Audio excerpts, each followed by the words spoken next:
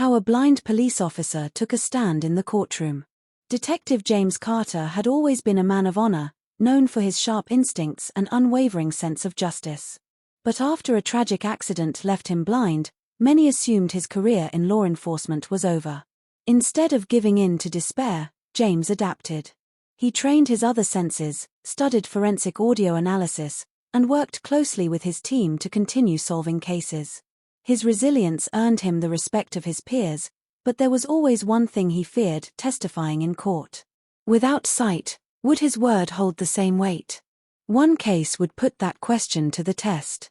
A notorious gang leader, Marcus Delgado, was on trial for running a violent drug ring, and James had played a crucial role in gathering evidence. Through his expertise in voice recognition and sound analysis, he had identified key figures in the operation, helping to dismantle the syndicate. But when the defense attorney tried to discredit his testimony, claiming a blind officer could not be a reliable witness, the courtroom fell silent. All eyes turned to James as he took the stand. Calmly, he explained his methods: how he memorized voices, detected subtle variations in speech, and identified locations through ambient sounds. He detailed how he had worked with analysts to confirm the evidence. Then, in a stunning demonstration, he asked the judge for permission to identify a witness simply by hearing them speak. The prosecution agreed, and one by one, people spoke in court. Without hesitation, James correctly identified each voice, leaving the jury and spectators in awe. His testimony proved not only credible but essential. The judge ruled in favor of the prosecution, and Marcus Delgado was convicted. James had not only ensured justice but also shattered prejudices about disability. His victory in the courtroom was more than just a legal triumph; it was proof that determination and skill could overcome any limitation. As he left the courthouse, reporters swarmed him, but he simply smiled and said, "Justice isn't about what you see, it's about what you know to be true." The attack only strengthened James's resolve. He refused to let fear dictate his actions. Instead, he doubled down on his work, using his heightened senses to analyze new leads. His instincts told him that the attack wasn't random, it was a message. Delgado's men wanted him to back off, but he had no intention of doing so. Days later, a breakthrough came. The voice of one of his attackers matched a recording from a wiretap: Luis Ortega, Delgado's right-hand man. James played the audio repeatedly, noting the subtle tension in Ortega's speech. The man was nervous, which meant he wasn't just carrying out orders, he was scared of something. That meant leverage. With a carefully planned sting operation, the police cornered Ortega in an abandoned warehouse. As officers surrounded him, James stepped forward, listening carefully. "You're alone, Ortega," he said, his voice steady. "Delgado's in prison, and his empire is crumbling. You think he's going to protect you?" Ortega hesitated, and James caught the slight shift in his breathing. He was considering his options. "You've got one chance," James continued. "Tell us everything, and maybe you walk away from this alive." The silence stretched, heavy with tension. Then, Ortega exhaled sharply. "All right," he muttered. "I'll talk." James knew then, this was it. The case wasn't just about bringing down one man. It was about dismantling an entire network of corruption. And he was far from finished. Ortega's confession was the key to unraveling the remnants of Delgado's empire. He revealed names, locations, and secret operations the police had only suspected. James listened carefully, committing every detail to memory. But one piece of information stood out: there was a high-ranking official within law enforcement working for Delgado's syndicate. A mole. The revelation sent a chill through the department. No one knew who to trust. James and a small, hand-picked team worked in secrecy, cross-checking Ortega's statements with internal records. Days turned into sleepless nights as they traced money trails and intercepted coded messages. Then, finally, they found their answer: Deputy Commissioner Alan Graves, a man who had always been seen as untouchable. Gathering enough evidence to bring him down was dangerous. Graves was powerful, and if he suspected they were onto him, he would cover his tracks. James decided to use the one thing no one expected: a live press conference. With reporters gathered, he exposed the corruption, playing recordings of Graves's conversations with Delgado's men. The room erupted in chaos as officers moved in to arrest the disgraced official. As Graves was led away in handcuffs, he sneered at James. "You think this ends with me? You're blind to what's really out there." James stood firm, his expression unreadable. "I don't need to see it," he replied. "I just need to know it exists. And that means I'll find it." The fight wasn't over. Delgado's empire was crumbling, but James knew there were still shadows lurking, waiting for their chance to rise. He had exposed corruption at the highest level, but now new enemies would emerge. And he would be ready. The fallout from Graves's arrest sent shockwaves through the department. Officers who had once trusted their leadership now questioned everything. James knew that bringing down one corrupt official wouldn't be enough. He had to dismantle the entire network of criminals and insiders still operating in the shadows. Delgado's empire had been built on years of deception, and there were more players in the game. One night, as James sat in his office reviewing old case files, a message arrived on his phone. No number, no name, just a voice recording. He pressed play, and a distorted voice spoke. "You're digging too deep, Carter. Walk away, or you won't walk at all." The message ended, leaving a cold silence in its wake. James smirked. Threats no longer fazed him. If anything, they confirmed he was on the right track. He ran the audio through a voice analysis program, isolating background noise. A faint echo, a metallic clang, he recognized it instantly. The docks. Whoever sent the message had recorded it near one of the abandoned shipping yards, a known hotspot for illicit deals. Calling in his most trusted officers, James devised a plan. That night, they moved in quietly, using the darkness as cover. As they approached, James focused on his surroundings, the rhythmic lapping of water, the crunch of gravel beneath careful footsteps, the faint hum of a nearby generator. Then he heard it, the hushed voices of men who thought they were alone. Delgado's empire wasn't just surviving, it was rebuilding. James clenched his jaw. This wasn't over. Not by a long shot. The interrogation began as soon as they returned to the precinct. James sat across from the captured criminals, each one carefully processed but kept isolated. His mind raced. Delgado was out of the picture, but a new force was rising, one even more elusive. The man they'd caught was defiant, refusing to speak beyond cryptic remarks. But James had a way of cutting through the bravado. He knew that people who were afraid usually spoke when pressed in the right way. Hours passed, and the man finally cracked. "You're looking for a ghost," he muttered, his voice strained. "The one pulling the strings. He's always been there, always hiding in plain sight." The words hung in the air, heavy with threat. "You'll never find him in the system. He doesn't." This wasn't just about taking down criminals anymore. It was about exposing a ghost that had been operating under the radar for too long. Determined, James took a different approach. He started combing through the oldest, unsolved cases, those that had slipped through the cracks, the ones no one wanted to revisit. What if the answers had always been there, hidden in the patterns of the past? He started to cross-reference old files with the information he had now, creating connections no one else had seen. He was hunting for a name, a hint, a single clue that would reveal the true mastermind behind the network. James leaned forward, listening intently. "Who is he?" But the man refused to say more, his silence more deadly than any threat. James left the room, his mind whirling. The implication was clear. There was someone far more dangerous than Delgado, someone who had managed to evade the law for years by staying invisible. As the pieces slowly began to come together, James knew one thing for certain. He wasn't just fighting a criminal empire. He was hunting a shadow, and shadows always had a way of hiding in places you never expected.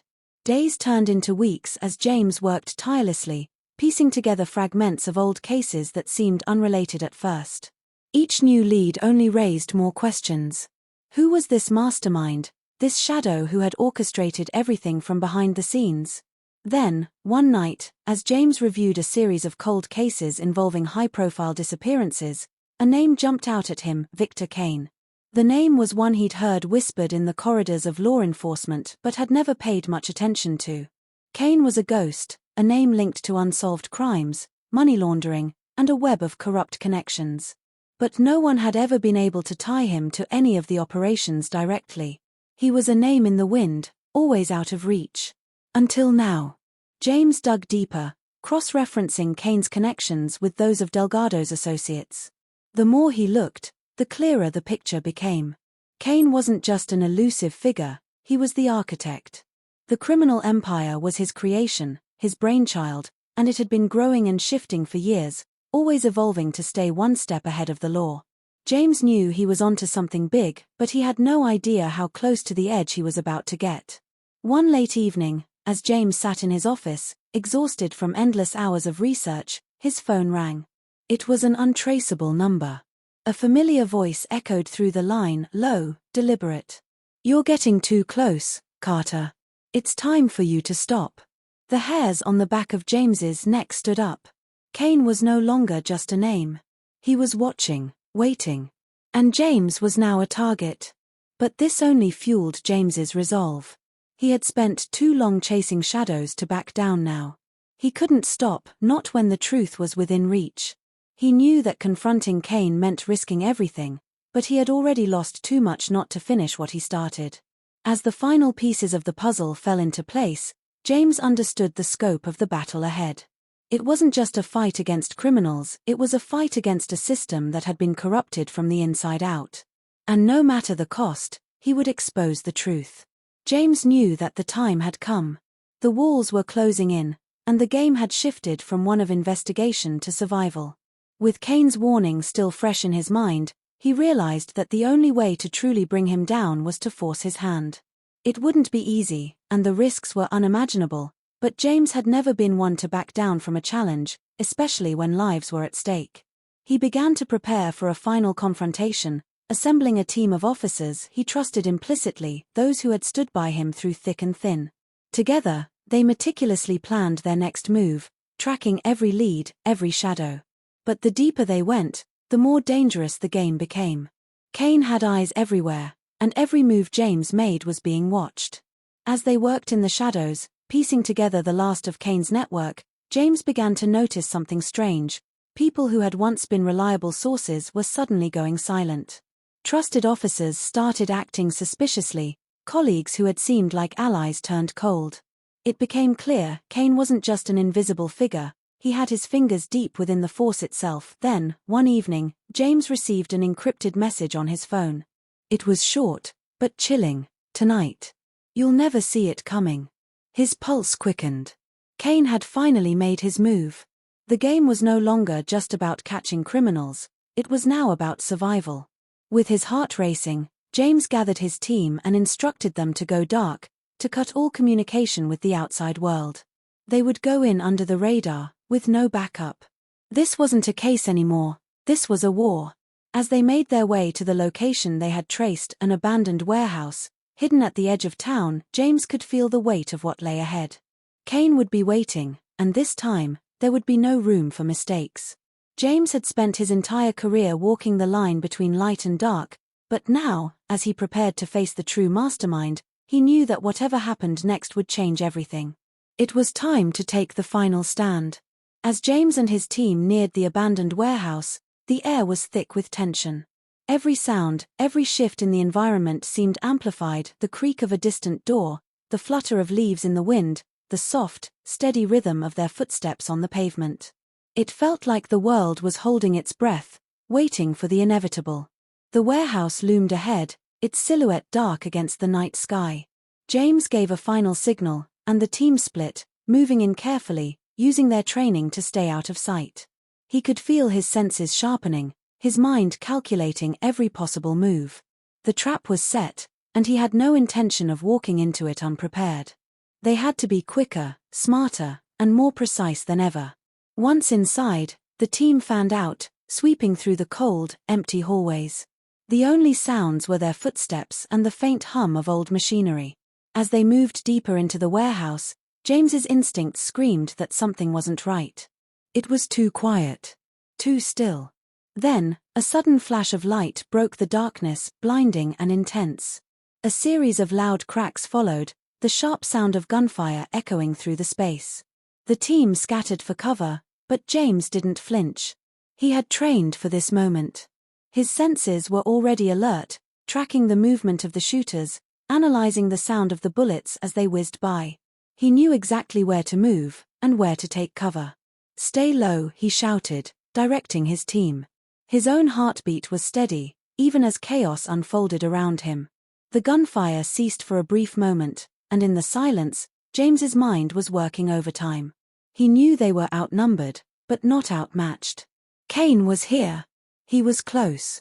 James moved toward the back of the warehouse, his cane tapping softly on the concrete, but his senses peeled for the slightest change in the atmosphere. The sound of a faint breath, the shuffle of feet, he heard it all.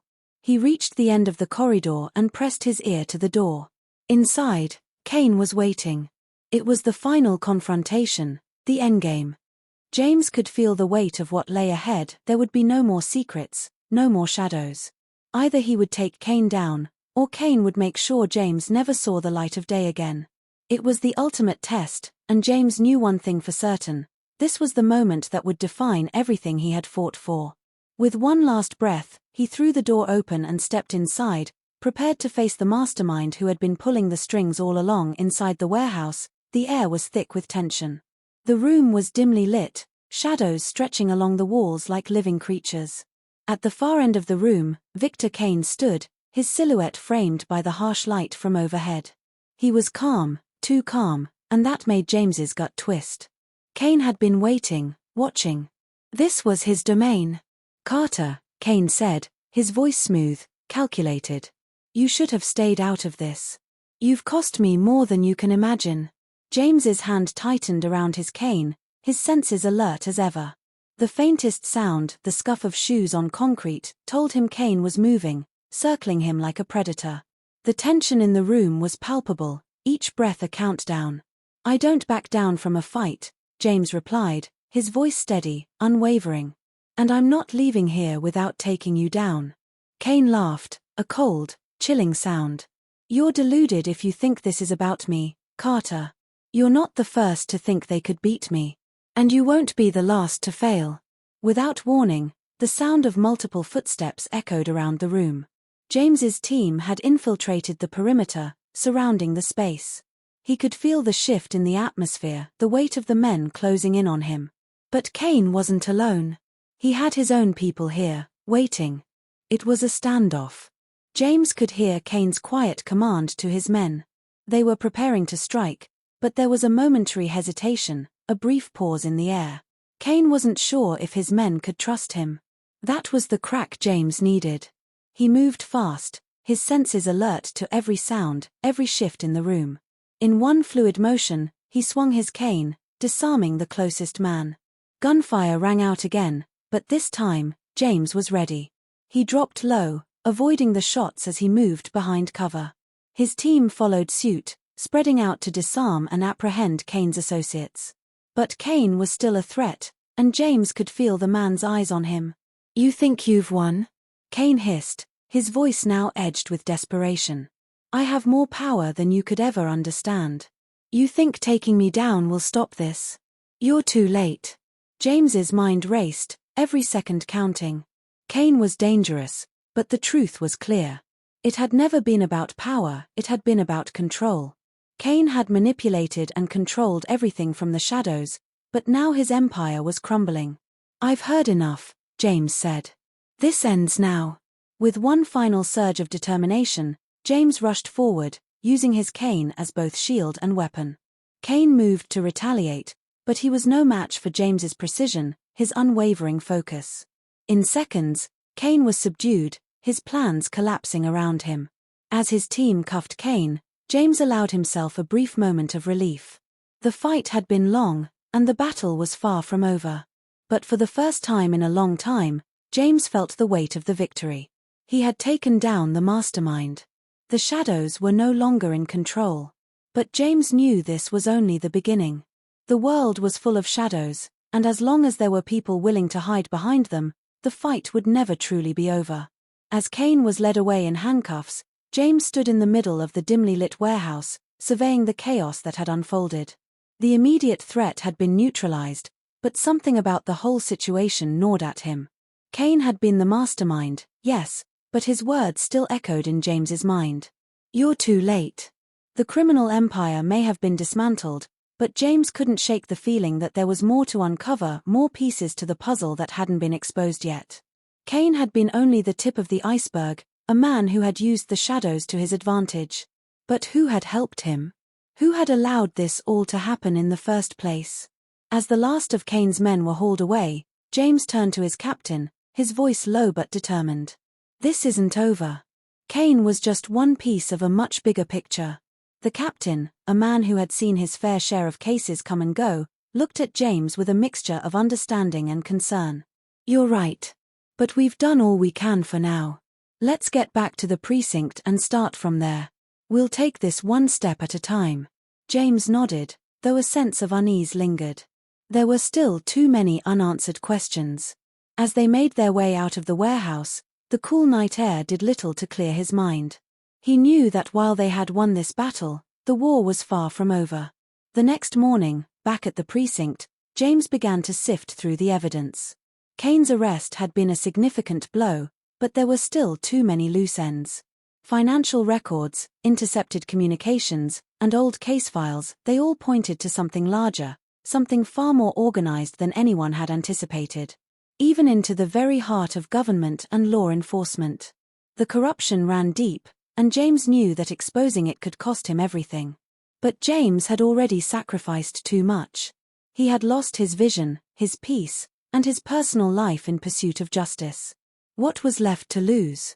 His duty was clear now. He couldn't stop until the entire system of corruption was brought down, no matter how dangerous the fight became. As he and his team followed the trail, it became a race against time.